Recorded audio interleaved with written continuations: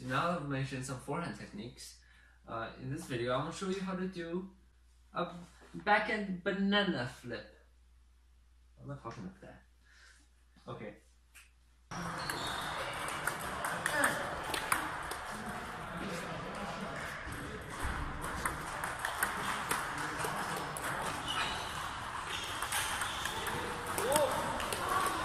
So this shot is over the table mini version of a backhand loop. So it could be spinny or it could be, you know, like a loop drive. For those people who like topspin to topspin rallies, this shot will fit them very well because you take you have the initiative first, and then you can start, you know, doing your backhand and forehand top to topspin. And some great examples are Zhendong, Austro, Zhang Jike, and Wang Hao, and so on. So again, I'll start by talking about footwork. It's again 2 steps. If you haven't seen my last video, I did on the short push. It's the same steps. So first step, I usually return to my ready position, and then I do a side shuffle to get into position, and then do your shot. In fact, you can have 3 situations, and in this video I'll focus on this point and this point, these 2. For this point, then you need to step in your left foot and then do a flip. So this position is easier, and then that is very far. If you anticipate your opponent's serve to your forehand side, then you return to ready position, right? And then you need a big step. You need side shuffle over here, and then sometimes you need to adjust it even more in order to get into position. You need your waist rotated in order to have power. Yeah. So 2 steps, step in, and then get really close to the ball. And that's the same as your forehand push. It gives you good feeling and also consistency for the ball. So once you're in your ready position, the first step of your stroke is to stick out your elbow like this. And some people just put it here. You won't have enough space. And then once you stick out your elbow, and then you rotate your wrist inward, and also your forearm. So your elbow has to be in front, and then your arm, this has to be behind. And this whole thing works like a spring, and you're compressing it, and to the furthest point. And then once you release the spring, the power also releases. Right? So remember, this shot, your elbow is not the pivot. If you want to say a pivot point, then I would say somewhere in the middle of your forearm, over here. And then at this point, you're drawing back your elbow. So at the same time, this part will move forward. It's like a seesaw. And then at the same time, you should add force. You should use your wrist. So use your wrist as much as possible. So you're already at here, and then use this part. You have the advantage of this part. And then for pen hold also, it's easier for pen hold because your wrist is freer. Once you are at this point, then you need to hold your grip, and then you need to stop instantly. Don't ever, never go beyond this point. Oh, too big. Just stop right here, and then just stop here. Stop here. So retract and stop. So the key to this ball is brushing, especially when the coming ball has backspin on it. You need to brush it quite thinly in order for it to go over the net.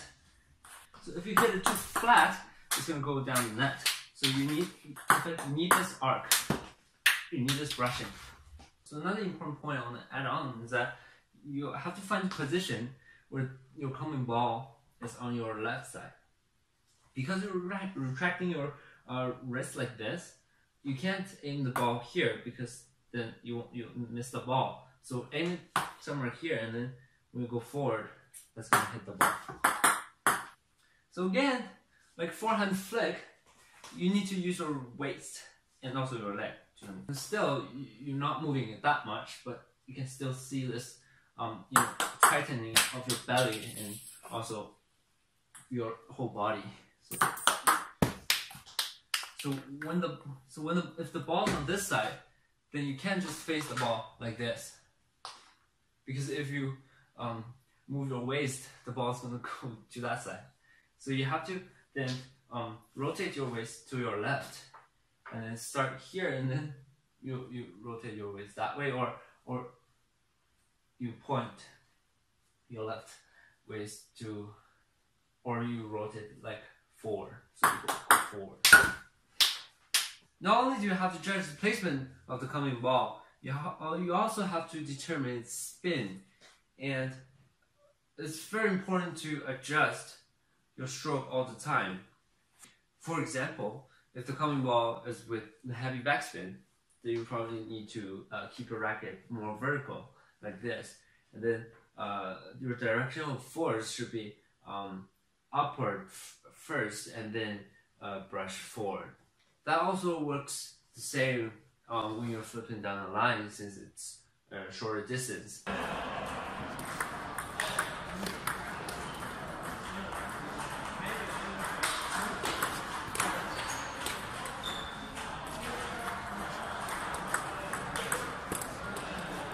And conversely, if you're dealing with topspins and side topspins, then you can just keep your racket relatively flat, and then you can just move forward. And that's similar to when you're flipping across the court, or from here flipping across the court. Since it's longer and further to the net, then you can just move. You can just flip, just go forward.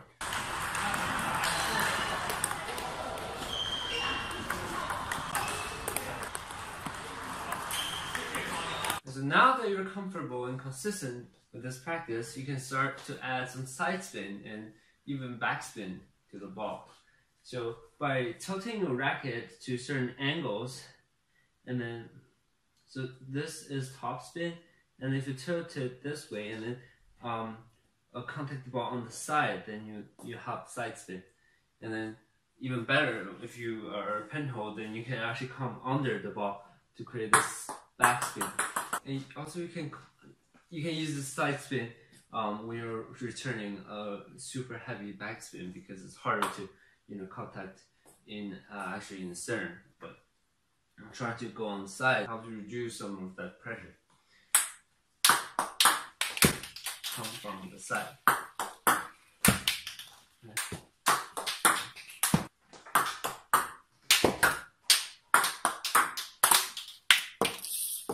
And finally, you have to always keep in mind that this is only for when they're serving short, then you can take the initiative. But when the ball is long, then you can just use your backhand loop or forehand loop. And then there's not enough power when you just banana flip a ball. And also when the ball is near the net and it's high, you can just go and flick it. You have to do all this work. I hope my explanation was somewhat clear, and if you have any questions, please ask, because I want to help you, and also I kind of want to know.